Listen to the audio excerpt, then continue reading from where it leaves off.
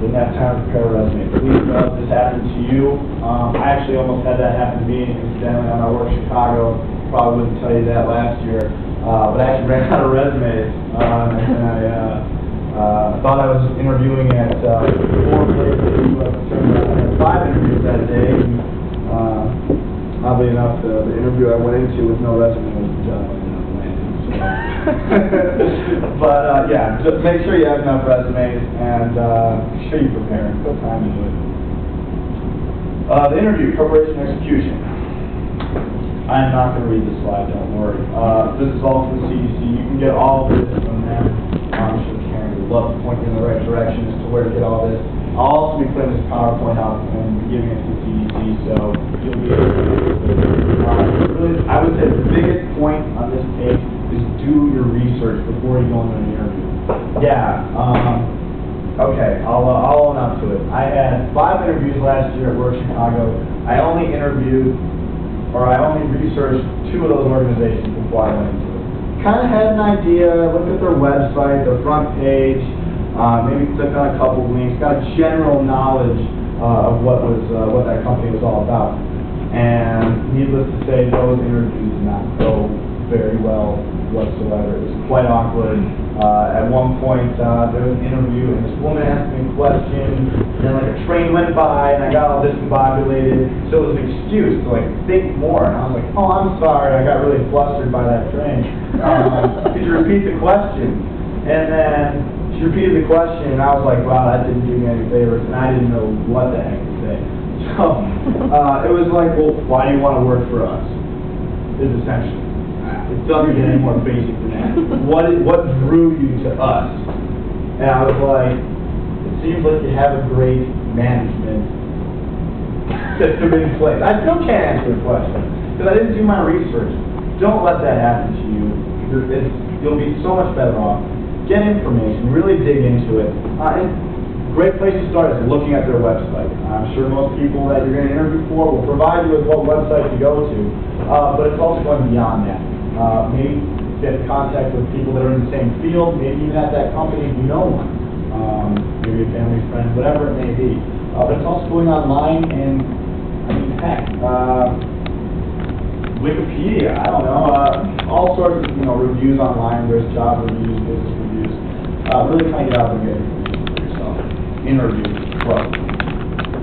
All right, another slide preparation. I'll just read the comic. We'll move on. Major reconstruction ahead, prepare for the worst.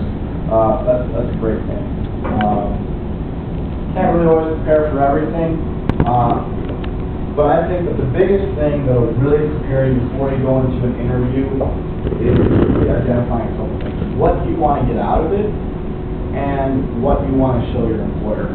What I was saying earlier, marketing yourself, selling yourself to people, selling yourself to prospective employers. Turn off your cell phone. I don't have to go through those. All very basic. Entering the room. First impressions aren't everything. Look sharp and be polite. Smile and exude confidence. Be friendly to everyone you meet. I mean everyone as soon as you walk in that building. Security guy at the desk downstairs. The staff attendant that's sitting behind the desk. The receptionist. Everybody you meet. Be friendly. Be nice.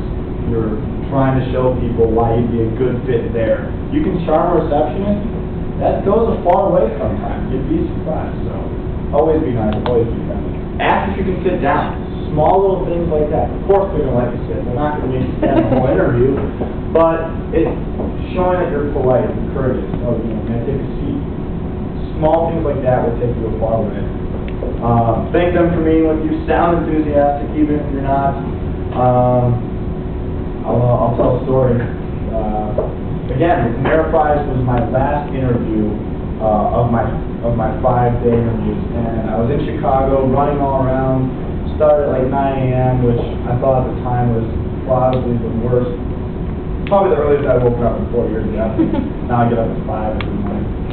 It's great. But yeah, so Ameriprise was my last interview, and I was walking to it, and I was outside the building, and it started to get gray and overcast outside, and it was cold, and it was in the fall, and I was so tired. I mean, 4 interviews in a day is absurd, much less 5. But I got to the 5th one, and I was standing outside the door, and I was like, researched a little bit on this company. They sounded pretty neat, but I do not want to go to this interview. I just want to go home. I want to go see my friends who are in town, because I live in Chicago. I want to go see my friends and maybe go socialize with them. That. But I called my dad, and I was like, hey, Dad, I'm kind of tired. I think I might just come home. And he got there and said, like, well, don't you have another interview? And I was like, yeah. And we exchanged some words and whatnot. But more or less, like, go to the interview. You'll be surprised. You have nothing to lose and everything to gain. So I was like, fine. Hung up the phone. And that was the most exciting interview I had. The guy that had interviewed me was a really fantastic guy. And I'll tell you, here was my secret to getting this job. It was not because I was the brightest. I didn't graduate top of my class in economics. I loved what I did here. I loved my major, but I wasn't the smartest in it, numbers-wise. But at the end of the interview, the guy that was interviewing me, who's now my manager, I now work for him underneath him. He asked me, he goes, Alex, you know, today wasn't so much a really formal interview, but today was just to get more information on the company. And so he's like, this wasn't really an interview, but what questions do you have for me? Now, I alluded to earlier that my personality, I like to talk a lot, if you couldn't tell, and I'm generally a very personal type of person.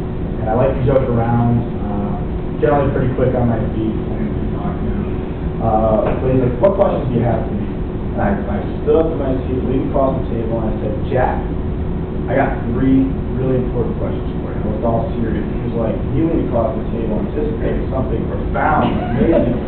And I sat there and I said, this is really important, and I need to know this before I start working for you if I choose to work here. He was like, yeah, no, what? Tell me about it.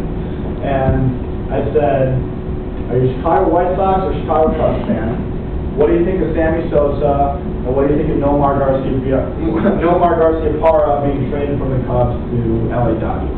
These are all baseball terms, by the way, baseball teams and stuff. He just sat back and started laughing. Those were my 3 questions to him. And we ended up talking baseball for about 20 minutes and had a great time. But this is the biggest thing I took away out of the entire interview process. The biggest thing I took away. At the end of that, you know, chatting with him a little bit, I then had some serious questions about the company. That was kind of an icebreaker. He turned to me and he said, you know, Alex, before you go, I just want to let you know that I've interviewed probably 50, 60 people today. You've been in that office all day. He goes, you were the best interview that I had all day. He's like, you're the last one today, you're the best one I had all day. And he said, well, I'm only invited 12 people at the time to come back for the real round of interviews. He's like, I'd definitely like to extend that 12 spot to you.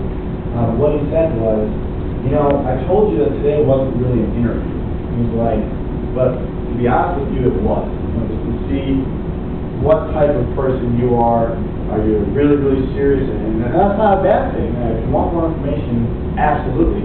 But what he said was, you sitting there and being able to relax and say, who is my favorite Chicago sports team? Like, that told me a lot about you as an individual.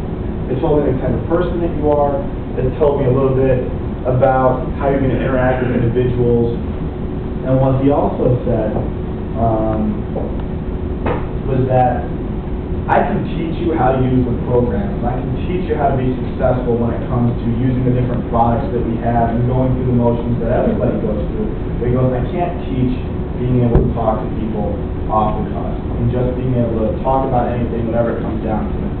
And the biggest thing he then said was, 10 times out of 10, I would rather take someone that can talk to an individual that might not be, because you can learn everything. Essentially what I'm saying is that you can learn the steps, it's the things that you bring to the table as an individual that make you unique, that are really going to set you apart.